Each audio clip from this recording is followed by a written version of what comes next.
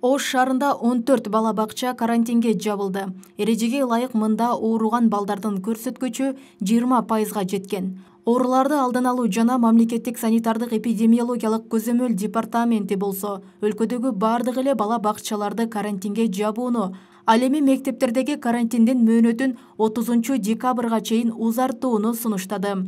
Буга байланыштуу өтүнүч кат Билим берүү министрлигине жөнөтүлгөн. Азырынча министрлик карантинге байланыштуу кандай чечим кабыл алынаарын жарыялай элек. Барын эле жаап коюуга азыр эми ата-энелер да иштеп жатат да. Ата-энелер иштеп жатат. Балдар эми баягы соо балдар бала бакчага келип турсун дейт ата-энелер. Ошондуктан мен ойлоймун, азыр бүгүнкү күндө ушул ата-энелердин суроо талаптарына жараша болот. Расмий маалыматка ылайык бир суткада өлкө боюнча сасык тумоо менен ооруган 6,5 миңдей учур катталууда. Ооругандар арасында балдардын саны көп болуп, 70%-ын түзүүдө. Мындан улам санитардык адистер катуу чараларды көрүүнү жана мурдагыдай бет кап менен сактанууну эскертип жатышат. Бүгүн 161 оорулуу түштү. Анын ичинен бала бакчалар аз, 8 гана түштү.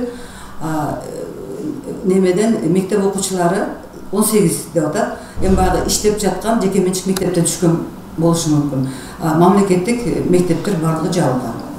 3 облусту тейлеген Ош облустар аралык балдар ооруканасына кайрылгандардын аягы суюла элек. Ошентсе да мурдагыдай түнкүсүн оор абалда келген балдардын саны азайган. Мындагы дарыгер мектептер карантинге жабылгандан кийин оорунун саны азайганын билдирди.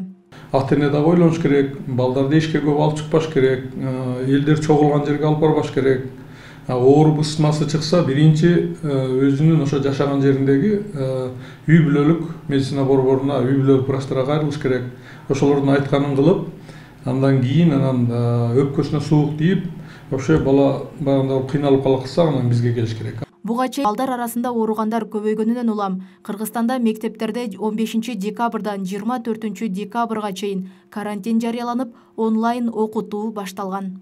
Роза Ахматжан кызы, Жылдыз Кадырбаева, Ош ТВ.